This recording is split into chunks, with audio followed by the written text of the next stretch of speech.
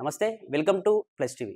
ఏదైతే Achyut institute of hotel management సంబంధించినటువంటి సంస్థ యొక్క భూమిని, అలాగే రైతుల యొక్క భూమిని మాజీ ఎంపీ తన బినామీ అయినటువంటి ఒక వ్యక్తి కబ్జా చేశాడని చెప్పేసి కూడా పెద్ద ఎత్తున షామీర్పేటలో ప్రెస్ మీట్ పెట్టడం జరిగింది. అసలు ఎవరు కబ్జా చేశారు? ఎంత భూమి? అసలు ఏంది? పూర్తి వివరాలు మాట్లాడే ప్రయత్నం చేద్దాం. మనతో పాటు బాధితులున్నారు. చెప్పండి. ఏంది ఆ భూమి? అసలు ఎవరు కబ్జా చేశారు?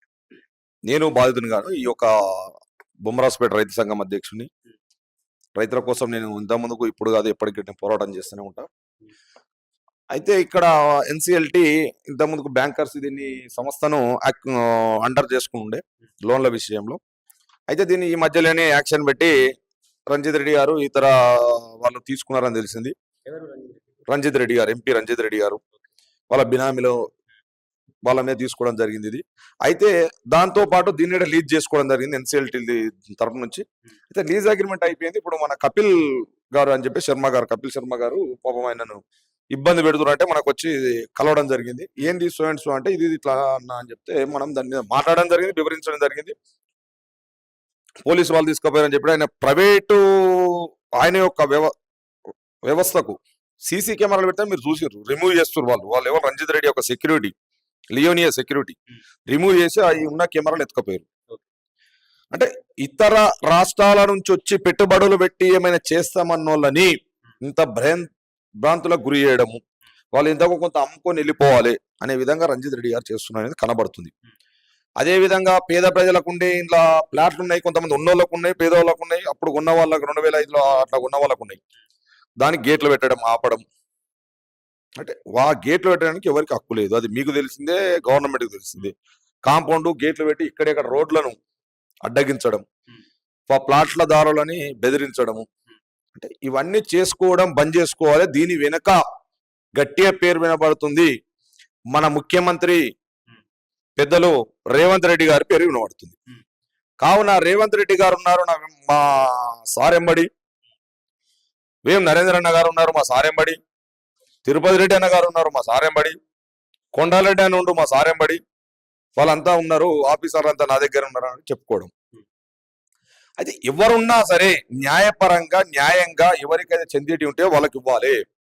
ఇది ఒక ప్రజాపాలన అని చెప్పి ఈరోజు పరిపాలిస్తున్న పెద్దలు ముఖ్యమంత్రి రేవంత్ రెడ్డి అన్న గారు గ్రహించండి. బొమ్మరాజుపేటలో భూములది ఇప్పుడు కాదు, ఇక్కడ రింగ్ రోడ్డు వచ్చినప్పటి నుంచి ఒక భూములు రేట్లు పెరగడం వల్ల ఈ పెద్ద పెద్ద కంపెనీ వ్యవస్థలు కావచ్చు, రాజకీయ నాయకులు కావచ్చు, డేగలో ఆలి కబ్జాలు చేస్తా ఉన్నారని ఇంతకుముందు మీకు చెప్పాను ఎంపీగా ఉన్నప్పుడు.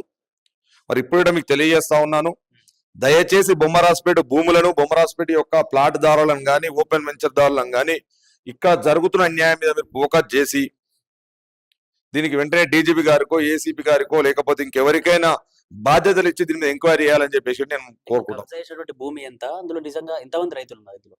300 ప్లాట్లు ఉంటాయి బ్రదర్. ఇక్కడ 300 ప్లాట్లల్లా కొన్ని లీజు తీసుకుంటూ ఇంత ముందుకు తీసుకురు, ఇంకా ఈయన కొన్ని తీసుకోలేడు. అయితే ఈయనకున్న బిల్డింగ్స్ మాత్రమే ఈయనకు హ్యాండ్ ఓవర్ చేశారు. ఈయనకు ఇక్కడ చుట్టుముట్టు ఏం లేవు. ఆ బిల్డింగ్స్ కాకుండా పార్టీస్ అయితే ప్రైవేటు ప్లాట్లలో పనులు పెడుతుండు, వాళ్ళు వస్తే వాళ్ళకు బెదిరింపులు అవుతున్నాయి. ప్లాట్స్ అన్ని 1000 గజాల ప్లాట్లు మీరు పోయి బయట చూస్తే తెలుస్తాయి. ఇప్పుడు ఎక్కడెక్కడ రోడ్లు బంద్ చేశాడు. అంటే లేఅవుట్లో ఉన్న రోడ్లు లేఅవుట్లు ఎట్లా యథావిధంగా ఉండాలి. 7 ఏళ్ళ గేట్లు ఏర్పాటు చేసి బంద్ చేశాడు. మట్టి దిబ్బలు, మట్టి కుప్పలు వేయడం, ఈ విధంగా భయభ్రాంతులను చేస్తుండ్రు. వాళ్ళు ప్లాట్లు పెట్టి అమ్ముకొని పోవాలి. ప్లాట్లు ఎవరైతే ఉన్నాయో వాళ్ళకి అమ్ముకోవాలి ఎంతో కొంతకు. వాళ్ళు ఇక్కడ ఉండరు, లోకల్ వాళ్ళు కారు, నాన్ లోకల్స్.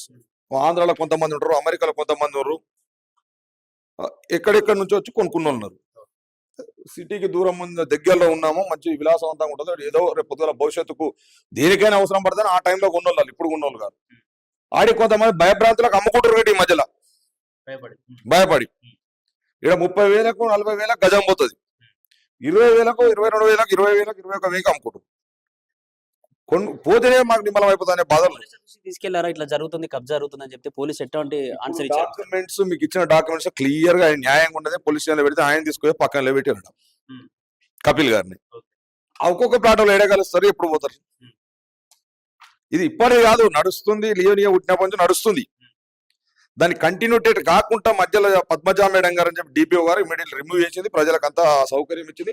వెనక రైతు పొలానికి గిడ తోబిళ్ళకే ఉంది, ఆడికి గిడ ఓనిస్తలేడు. మీకు తీసుకుపోయి ఫీల్డ్ మీదే మీ కెమెరాలతో చూసిన తర్వాతే మా నిజాలు ఉన్నాయా లేవో మీరు తెలుసుకోండి. మీకు డాక్యుమెంట్ ఇచ్చినాం, అన్నీ ఉన్నాయి. కోట్ల గంట వీళ్ళు ఆశ్రయించారు, టైం పడతారు ఆర్డర్ రానికి. కాకపోతే ఏంటంటే ఇక్కడ ఓ వ్యవస్థ నడుస్తుంటే డిస్టర్బ్ చేయదు అనేది విధానం. ఇక్కడ మీకు న్యాయం జరిగే ఛాన్స్ ఉంది. ఎందుకంటే డైరెక్ట్ సీఎం రేవంత్ రెడ్డి కూడా చెప్తా ఉన్నారు. మరి ప్రభుత్వం కాంగ్రెస్ ఉంది కాబట్టి న్యాయం జరిగే ఛాన్స్ ఉంది. ప్రభుత్వాలు ఏ ఉన్నా సరే కోర్టులు ప్రభుత్వాలకు ఉండవు. కోర్టుకు కాగితం కావాలి, కోర్టుకు సాక్ష్యం కావాలి. అవి టైం పడుతుంది. కోర్టు అనేది టైం పడుతుంది. పోయినాక వెయిట్ చేయాలి ఓపికతోటి. అంటే ఏదున్నా కింది స్థాయి నుంచి పోతేనే పై స్థాయిలో అన్ని న్యాయాలు జరుగుతాయి. కింది స్థాయిలో ఉన్న అధికారులు కానీ, కింది స్థాయిన నాయకులు కానీ వ్యవస్థను ప్రతిష్టంగా ఉంచాలంటే కింది స్థాయి నుంచి ఉన్నోళ్ళే ఉంటేనే పై స్థాయిలో గట్టిగా ఉంటుంది. కింది స్థాయిలో కూలదోసుకున్నామంటే పై స్థాయిలో ఎప్పుడు గిట్ట ఉండరు. ప్రజలు ఆగ్రహాన్ని చెందుతారు. మీ పేరు చాలా బదనాం అవుతుంది రేవంత్ రెడ్డి గారు. మీ యొక్క పేరును చాలా వాడుతున్నారు. మీకు తెలుసా తెలియదా? నేను ఈ విధంగా మీడియా ద్వారా మీకు తెలియజేస్తా ఉన్నా. మీ యొక్క పేరుని బాగా వాడుకొని కబ్జాలకు గురి చేస్తా ఉన్నారు. ఇక్కడ మీ పేరు పెట్టుకొని ప్రభుత్వం మాది, మా రేవంత్ అన్న మా మనిషి, ఆయన మనిషి అని చెప్పుకొని చేస్తా ఉన్నారు.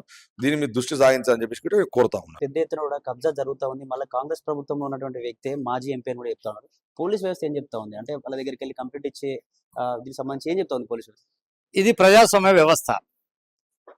ప్రజల చేత ఎన్నుకోబడినటువంటి వ్యవస్థలో ప్రజలు అంటే ప్రజల చేత ఎన్నుకోబడ్డ వాళ్ళు భర్తలు, జనరల్ అధికారులు భార్యలు. దురదృష్టం ప్రజాస్వామ్యంలో చట్ట సభ్యులు ప్రధాన భూమిక పోషిస్తారు. గతంలో న్యాయబద్ధంగానే ఏ పార్టీ అధికారులు ఉన్నా న్యాయబద్ధంగా నిజాయితీగా అధికారులకు అదే రకంగా పనిచేయమని అధికార పార్టీ వాళ్ళు కూడా చెప్పేది. ఈ మధ్య కాలంలో 20 సంవత్సరాలుగా రాజకీయాల్లో మార్పు వచ్చింది, పార్టీలలో మార్పు వచ్చింది. ఎవడన్నా కానీ భూదందా చేసేవాడు, అక్రమంగా సంపాదించేవాడు, ఎవరైతే మావోడు డబ్బు సంపాదించేవాడు మావోడు అనే దుస్థితి వచ్చింది. పోలీసులు అధికార పార్టీకి అండదండలుగా ఎవరు చెప్తే అధికారంలో ఉంటే వారిని వైపు పోతున్నారు. అది పోకూడదని పోకూడదని మేము కోరుకుంటున్నాం. దానివల్ల చట్ట పరిధిలో కొట్లాడి అన్యాయం చేసినప్పుడు అధికారులు తప్పనిసరిగా వారి ఉద్యోగానికి నష్టం జరిగే ప్రమాదం కూడా పొంచి ఉంటుంది. నువ్వు సరి అయిన ఇన్వెస్టిగేషన్ చేసి చట్ట వ్యతిరేకంగా పాల్పడ్డ వాని మీద చర్యలు తీసుకోకపోతే నష్టం జరుగుతుంది. వాళ్ళు దాన్ని గమనించాలని పోలీసులు విజ్ఞప్తి చేస్తున్నాం. అయితే జనరల్గా భూ కబ్జాదారుగా ఆక్రమించేటువంటి రంజిత్ రెడ్డి మాజీ ఎంపీ అనేక ఎవిడెన్స్తో మా దగ్గర ఉన్నాయి. మాకు లీజు ఇవ్వాలి, లీజుకు తీసుకున్నాడు. లీజుకు తీసుకునే 66,000 కాకుండా 29,000 అని ఓ ఫోర్జర్ డాక్యుమెంట్ ఎన్సీఎల్టీలో పెట్టాడు. అది తప్పు అని మేము ముందు ఇది ఎన్సీఎల్టీలో ఫోర్జర్ డాక్యుమెంట్ మా వద్దకు వచ్చే వరకు టైం పట్టింది. ఇది తప్పు, మరి 60,000 వాడుకుంటున్నాడు, మాకు ఇంత కావాలని మా కపిల్ కుమార్ శర్మ ఈ సొసైటీకి జనరల్ సెక్రటరీ, నేను గౌరవ అధ్యక్షుడు, పోలీస్ స్టేషన్లో పెడితే వారు పట్టించుకున్న పరిస్థితి లేదు. ఎన్సీఎల్టీ ద్వారా ఆయన వేసిన డాక్యుమెంట్ చూసిన తర్వాత అది ఫోర్జర్ అని తెలిసింది. అది తెలవడానికి మా దగ్గర డాక్యుమెంట్ ఎవిడెన్స్ వచ్చింది. జనరల్గా ఓ స్టాంప్ పేపర్ కొంటాం, ఇవాళ కొంటే రేపు అగ్రిమెంట్ చేసుకుంటాం. కానీ 23వ తేదీ నాడు డాక్యుమెంట్ ఇవాళ కొంట 3 రోజుల క్రితమే అగ్రిమెంట్ అవుతుంది. స్టాంపులో అలాంటి అగ్రిమెంట్ అంటే ఆడ అన్ని చేస్తారు పాపం. గట్టిగానే అన్ని దుర్మార్గుడు నీచుడు ఎవరైనా తప్పు చేసేవాడు చేసుకుంటూ పోతాడు, బాగానే చేస్తున్నా అనుకుంటాడు. తప్పనిసరిగా చట్టములో దొంగ దోషిగా నిలబడడానికి ఎక్కడో కాడ దొరుకుతాడు. కాబట్టి అది ఒక ఎవిడెన్స్. తర్వాత అగ్రిమెంట్లో లీజ్ అగ్రిమెంట్ 29,000 అని పెట్టిన సంతకము ఆయనకు మావాడు కాదు, వేరే సంతకం పెట్టిండు. ఇవన్నీ పెట్టి అందులో పెట్టిన తర్వాత మళ్ళీ పోలీస్ స్టేషన్లో పిటిషన్ ఇచ్చాం. అప్పుడు కేసు రిజిస్టర్ వాళ్ళ మీద అయింది. స్టాంపు వెండర్, వాళ్ళ అగ్రిమెంటు, ఆర్పి వీళ్ళ మీద కేసు అయింది. There is no action. So అప్పుడు ఏం చేయాలి మరి? ఇది ఎవరు పట్టించుకోలేదు, ప్రభుత్వం అన్నదన్నదని మేము కాంగ్రెస్ పిసిసి అధ్యక్షుడు మహేష్ కుమార్ గౌడ్, మైనంపల్లి హనుమంతరావు, సుధీర్ రెడ్డి, ఇంకా కాంగ్రెస్ పెద్దలందరూ కూడా కలిసినాం. మేము నిర్ణయించాం విషయం. ఆయన స్పందించారు. ఎవరికి చెప్పాలి ఇది ఎట్లా అంటే, ఇది మరి పోలీసు పట్టించుకోవడంలా మరి డీసీపీ దీన్ని ప్రధాన భూమిక పోషిస్తామని చెప్తే డీసీపీకి చేశారు చేయమని. సరే మనకు తప్పనిసరిగా మహేష్ కుమార్కు తప్పకుండా చేస్తాం సార్ అని. కానీ మైనపల్లి హనుమంతరావుకు మాత్రం అవుటర్ చెప్పాడు. ఇంట్లో రంజిత్ రెడ్డి ఇన్వాల్వ్ అయ్యాడు, అది వేమ నరేంద్ర రెడ్డి ఇన్వాల్వ్ అయ్యాడు, మేమేం చేయలేము అని చెప్పారు. ఎందుకు చేయవు అంటే భూ కబ్జాదారులను దోపిడీలను దొంగలు సపోర్ట్ చేయమంటాడా వేమ నరేంద్ర రెడ్డి? తమా చేస్తున్నావా? న్యాయం చేయాలని ఓపెన్ తిట్టాడు. మేము భావించేది ప్రజాపాలన, ప్రభుత్వ పాలన. దోపిడీ దుర్మార్గం చేసింది గత పాలన అనుకున్నాం. ఇలాంటి దుర్మార్గమైన భూ కబ్జాదారులను, దోపిడీదారులను, దౌర్జన్యం చేసే వాళ్ళను, భయాభ్రాంతులకు గురి చేసే వారికి ఎట్లా అండదండలు వేమ నరేంద్ర రెడ్డి గారు ఇస్తారు? వేమ నరేంద్ర రెడ్డి గారు సపోర్ట్ చేస్తుంటే సీఎం గారు దీన్ని ఒకసారి ఆలోచించాలి. ఇలాంటి వాటి వల్ల నష్టం జరుగుతుంది కాబట్టి చర్యలు తీసుకోవాలా. వేమ నరేంద్ర తక్షణ పార్టీని సస్పెండ్ చేయాలా. మా నిజాయితీగా ఉన్నటువంటి పేదల యొక్క బకాయిలు రావడానికి మా సొసైటీకి రావాల్సిన డబ్బులు ఇవ్వాలా, వెకెట్ చేయాలి.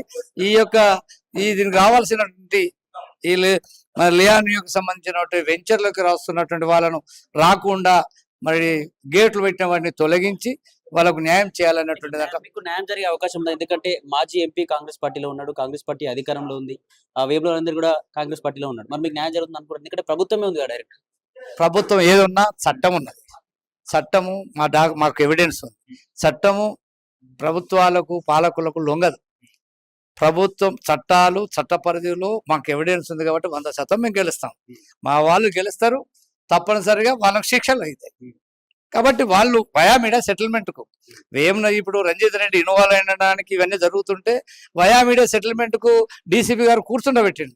3 రోజులు సెటిల్ అన్నారు. 10 days అయింది కూర్చోలా. నిన్నగాక మొన్న ఒక పెద్ద ఆయనే రంజిత్ రెడ్డి ఇంటికాడ సిట్టింగ్ పెట్టాడు. ఆయన మాట్లాడుకుందాం అంటాడు.